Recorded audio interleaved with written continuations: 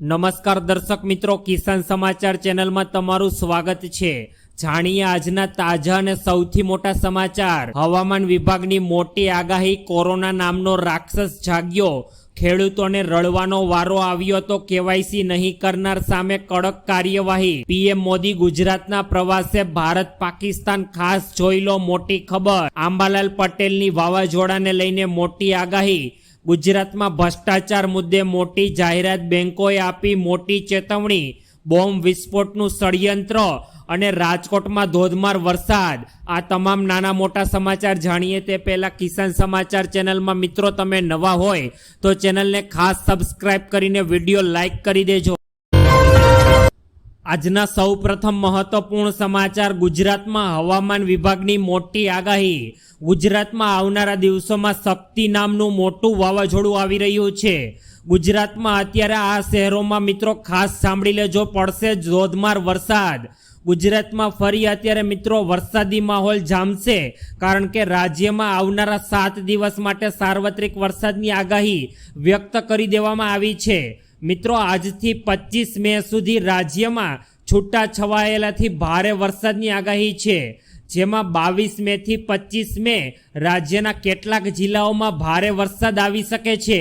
તેમાં ખાસ કરીને સૌરાષ્ટ્ર, કચ્છ, દક્ષિણ ગુજરાતમાં ભારે વરસાદની આગાહી છે, તો બીજી બાજુ અમરેલી, ભાવનગર, પોરબંદર, સુરેન્દ્રનગર અને રાજકોટમાં પણ ભારેથી અતિ ભારે વરસાદની આગાહી વ્યક્ત કરવામાં આવી છે। આવનારા 4 થી 5 દિવસ ગુજરાત માટે ખૂબ જ મહત્વપૂર્ણ બનવાના છે, કારણ કે એક સાથે 2 વરસાદી સિસ્ટમ સક્રિય થવાની છે અને ધોધમાર વરસાદની આગાહી વ્યક્ત કરવામાં આવી છે। ત્યારબાદના બીજા સૌથી મોટા સમાચાર। ગુજરાતમાં કોરોના નામનો રાક્ષસ જાગ્યો। કોવિડ-19 નામથી ઓળખાતો કોરોના હવે ફરી એકવાર જાગ્યો છે અને અનેક લોકોના જીવ લયા બાદ અત્યારે ફરી એકવાર ગુજરાતમાં ધીમે ધીમે પસારો કરી રહ્યો છે। આ વખતે તેઓ રૂપ બદલીને આવ્યો છે અને નવા વેરિયન્ટ સાથે ફરી એકવાર ગુજરાતમાં માથું ઊંચું કર્યું છે અને લોકોના જીવ લેવા માટે પહોંચી ગયો છે। નવા વેરિયન્ટે આ વખતે સિંગાપોર અને હોંગકોંગમાં કોવિડ-19ના કેસમાં જબરદસ્ત રીતે વધારો થવાથી ભારતીયોમાં પણ અત્યારે દહેશત અને ડરનો માહોલ છવાઈ ગયો છે। તો કોરોનાનો આ વખતે JN1 વેરિયન્ટ અનેક દેશોમાં કેસ તેના નોંધાઈ ચૂક્યા છે અને હવે તેના કેસ ભારતમાં પણ મળી આવ્યા છે। અત્યારે આખા ભારતમાં 257 કોરોનાના નવા એક્ટિવ કેસ નોંધાયા છે, જે પૈકી 7 કેસ તો માત્ર ગુજરાતમાંથી જ નોંધાયા છે। તો મિત્રો તમે પણ આ કોરોનાના નવા વેરિયન્ટથી તમારું અને તમારા પરિવારની સાવચેતી અને સલામતી રાખો, એવી અમે તમને નમ્ર વિનંતી કરીએ છીએ। ત્યારબાદના ખૂબ જ અગત્યપૂર્ણ સમાચાર। ગુજરાતના ખેડૂતોને મિત્રો અત્યારે રડવાનો વારો આવ્યો છે। અત્યારે કમોસમી વરસાદને પગલે અત્યારે ખેડૂતોનો પાક નિષ્ફળ પામ્યો છે। જ્યારે આજે મહુવા માર્કેટિંગ યાર્ડમાં ડુંગળી ₹1 કિલો વેચાઈ રહી છે। મિત્રો અત્યારે વરસાદી માહોલમાં ખેડૂતો પોતાનો તમામ પાક વેચવા માટે કાઢી રહ્યા છે, કારણ કે તેને ડર છે કે પાક પલળી જશે તો તેનો ભાવ નહીં મળે। આ પગલે ડુંગળીના ભાવ પ્રતિ કિલોએ માત્ર ₹1માંથી ₹3, ₹1 સુધી મળતા ખેડૂતોની સ્થિતિ અત્યારે કફોડી થઈ ગઈ છે। ડુંગળીનો પ્રતિમણ ભાવ APMC મહુવામાં સાવ તળિયે જોવા મળી રહ્યો છે। ખેડૂતોને ₹1 કિલો ડુંગળી વેચવાનો અત્યારે વારો આવતા ખેડૂતોને તો મિત્રો અત્યારે રાતા પાણીએ રોવાનો વારો આવ્યો છે।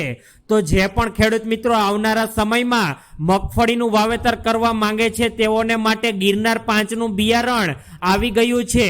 તો તે લોકો અત્યારે સ્ક્રીન ઉપર આવેલા નંબર ઉપર કોન્ટેક્ટ કરીને ગિરનાર 5નું બિયારણ મેળવી શકે છે। આ માટે તમે 9925515460 પર કોલ કરીને મગફળીનું બિયારણ તદ્દન સસ્તા ભાવે મેળવી શકો છો। ત્યારબાદના ખૂબ જ ઉપયોગી પૂર્ણ સમાચાર। રાશન કાર્ડમાં KYC નહીં કરનારાઓ સામે કાર્યવાહી। કેન્દ્ર સરકાર દ્વારા દેશના ગરીબ અને જરૂરિયાત ધરાવતા પરિવારોને નજીવા દરે અથવા તો સાવ મફતમાં રાશન સરકાર દ્વારા આપવામાં આવે છે, જેના માટે રેશન કાર્ડમાં સરકારે કેટલાક માપદંડો નક્કી કર્યા છે, તે તમારે જાણવા ખૂબ જ અગત્ય છે। રાશન કાર્ડમાં KYC કરાવવું હવે સરકારે જરૂરિયાત કરી દીધું છે। જો રેશન કાર્ડમાં ઈ-કેવાયસી નહીં કરાવ્યું હોય તો તમારું રાશન કાર્ડ આવનારા સમયમાં બંધ થઈ જશે, જે અંતર્ગત ગુજરાતમાં પણ હાલ આ માટે કામગીરી હાથ ધરવામાં આવી છે. અમદાવાદમાં રેશન કાર્ડમાં ઈ-કેવાયસી નહીં કરાવનારો સામે કાર્યવાહી કરવામાં આવી રહી છે. કેવાયસી નહીં થયેલા 75,000 રેશન કાર્ડને સરકારે અત્યારે હોલ્ડ પર મૂકી દીધા છે, એટલે કે તેમને આવનારા મહિનામાં રાશનમાંથી અનાજનો જથ્થો પ્રાપ્ત થવાનો નથી. તો મિત્રો, તમે પણ આવનારા દિવસોમાં પોતાનું રાશન કાર્ડમાં ઈ-કેવાયસી જરૂરથી કરાવી લેજો, નહીતર તમને આવનારા સમયમાં અનાજનો જથ્થો પ્રાપ્ત થશે નહીં. ત્યારબાદના અગત્યપૂર્ણ સમાચાર. પીએમ મોદી ગુજરાતના પ્રવાસે. મિત્રો, ઓપરેશન સિંદૂર બાદ પ્રથમ વખત અત્યારે વડાપ્રધાન નરેન્દ્ર મોદી ગુજરાતના પ્રવાસે આવી રહ્યા છે. ત્યારે વડાપ્રધાન મોદીના ભવ્ય સ્વાગત માટેની તૈયારીઓ અત્યારથી રાજ્યમાં તેજ કરી દેવામાં આવી છે. મોદીના ભવ્ય સ્વાગત માટે અત્યારે ભાજપના કાર્યકર્તાઓ લાગી ગયા છે. અમદાવાદમાં વડાપ્રધાન નરેન્દ્ર મોદીના ભવ્ય રોડ શો યોજાશે. આગામી 26 તારીખના રોજ પીએમ નરેન્દ્ર મોદી 6:30 વાગ્યે રોડ શો યોજશે. એરપોર્ટ સરદાર પટેલ સ્ટેચ્યુથી ઇન્દિરા સર્કલ સુધી આ મોટો અને ભવ્ય રોડ શો યોજાશે.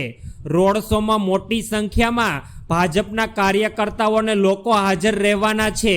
આ દરમિયાન અલગ અલગ થીમ મુજબ ટેબલો અને સ્ટેજ પણ તૈયાર કરવામાં આવશે. તો પીએમ મોદી 26 મેના રોજ ગુજરાતના પ્રવાસે આવી રહ્યા છે. ત્યારબાદના ખૂબ જ અગત્યપૂર્ણ સમાચાર. વાવાઝોડાના સંકટને લઈને અંબાલાલ પટેલની મોટી આગાહી. ગુજરાતમાં માવઠું થયા બાદ કેટલાક વિસ્તારોમાં છૂટો છવાયેલો વરસાદ થઈ રહ્યો છે, પરંતુ આવતીકાલથી ફરી એકવાર ભારેથી અતિ ભારે વરસાદની આગાહી કરવામાં આવી છે. આજે મિત્રો, રાજ્યમાં છૂટા છવાયેલા વરસાદી ઝાપટા પડવાની આગાહી છે. તો રાજ્યના એક તરફ ગરમીનો પ્રકોપ વધી રહ્યો છે, તો બીજી તરફ ભારે વરસાદની આગાહી કરવામાં આવી છે. ખાસ કરીને દક્ષિણ અને મધ્ય ગુજરાત સહિત સૌરાષ્ટ્રમાં વરસાદ ખાબકવાની સંભાવના વ્યક્ત કરાઈ છે. આ આગાહી સાથે જ આગાહીકાર અંબાલાલ પટેલે અરબી સમુદ્રમાં વાવાઝોડું બનવાની શક્યતાઓ પણ વ્યક્ત કરી છે અને આવનારા 22 થી 25 મે દરમિયાન ગુજરાતના વિવિધ જિલ્લાઓમાં ભારેથી અતિ ભારે વરસાદની આગાહી અંબાલાલ પટેલ દ્વારા વ્યક્ત કરવામાં આવી છે. ત્યારબાદના ખૂબ જ અગત્યપૂર્ણ સમાચાર. ગુજરાતમાં ભ્રષ્ટાચાર મુદ્દે મોટી જાહેરાત. મિત્રો, અત્યારે દરેક ક્ષેત્રમાં ભ્રષ્ટાચાર વધી રહ્યો છે. મિત્રો, ગુજરાતમાં તો છેલ્લા 30 વર્ષ કરતાં પણ વધુથી ભાજપની સરકાર છે. ભાજપના સરકારમાં સરકારી કચેરીઓમાં ભ્રષ્ટાચારે અત્યારે મિત્રો અજગર નાગ સમાન ભરડો લીધો છે. મોટા મોટા અધિકારીઓ પણ ભ્રષ્ટાચાર અને ગેરરીતિઓની અનેક ફરિયાદ લોકો દ્વારા સરકાર સમક્ષ રજૂ કરવામાં આવે છે. ત્યારે અત્યારે ગુજરાતની ભૂપેન્દ્ર પટેલની સરકાર એક્શન મોડમાં આવી ગઈ છે અને રાજ્યના મુખ્યમંત્રી ભૂપેન્દ્ર પટેલે ભ્રષ્ટ અધિકારીઓનું એક લિસ્ટ એટલે કે એક યાદી તૈયાર કરી છે, જેમાં એક પછી એક ભ્રષ્ટ અધિકારીઓને પ્રી મોચ્યુર રિટાયરમેન્ટ આપી દેવામાં આવીને ઘર ભેગા કરવામાં આવશે.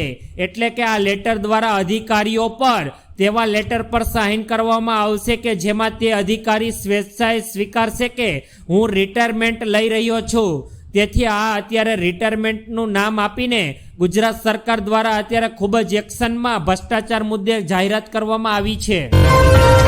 ત્યારબાદના ખૂબ જ મોટા સમાચાર. બેંકોને આપી મોટી ચેતવણી.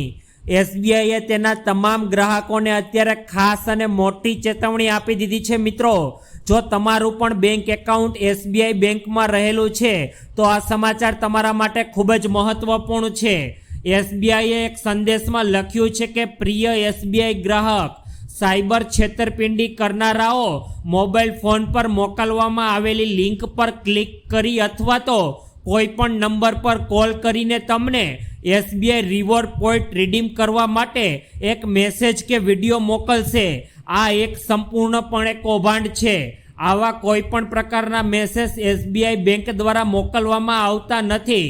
આવા મેસેજનો જવાબ ન આપવો અને એસબીઆઈએ તેમના તમામ ખાતા ધારકોને અત્યારે સાવધાન થઈ જવા માટેની સૂચના આપી છે.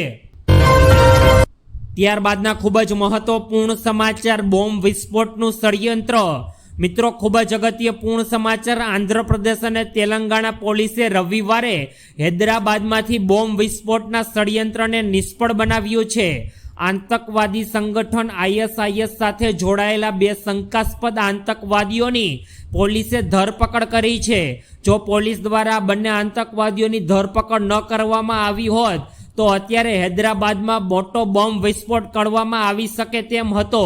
શંકાસ્પદ આતંકવાદીઓની ઓળખ સિરાજ ઉર્ફ રહેમાન, કે જેની ઉંમર 29 વર્ષ છે, સૈયદ સમીર, જેમની ઉંમર 28 વર્ષ તરીકે થઈ છે. પોલીસને શંકા છે કે આ બંને અરેબિયામાં સક્રિય ISIS મોડ્યુલ તરફથી સૂચનાઓ મળી રહી હતી અને તેઓ હૈદરાબાદમાં હુમલો કરવાના હતા. ત્યારબાદના ખૂબ જ અગત્યપૂર્ણ સમાચાર. ગુજરાતમાં વરસાદ ખાબકતા ખેડૂતોની ચિંતામાં વધારો. અત્યારે રાજકોટ સહિત અનેક જિલ્લાઓમાં ધોધમાર વરસાદ શરૂ થઈ ચૂક્યો છે. ભર ઉનાળે અત્યારે રાજકોટમાં વરસાદી માહોલ જામ્યો અને હવામાન વિભાગે આગામી 7 દિવસ માટે સમગ્ર ગુજરાતમાં વરસાદની આગાહી કરી છે. ત્યારે હવે રાજ્યના અનેક વિસ્તારોમાં ધોધમાર વરસાદ કડાકા ભડાકા સાથે વરસી રહ્યો છે. જ્યારે આજે અમરેલીના અનેક ગામડાઓ, રાજકોટના ગઢડા, જામકંડોરણા, જેતપુર સહિતના અનેક વિસ્તારોમાં વરસાદ વરસી રહ્યો છે. તેથી અસહ્ય ગરમી બાદ હવે વાતાવરણમાં ઠંડી પ્રસરતા લોકોને ગરમીથી રાહત મળી છે.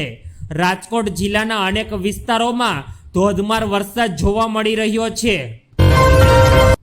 ત્યારબાદના ખૂબ જ અગત્યપૂર્ણ સમાચાર. પાકિસ્તાનને અપાતું પાણી હવે ખેડૂતોનું. કૃષિ મંત્રીએ મોટું નિવેદન આપ્યું અને કહ્યું કે મોદી સરકાર હવે આ અન્યાયને સમાપ્ત કરવા જઈ રહી છે.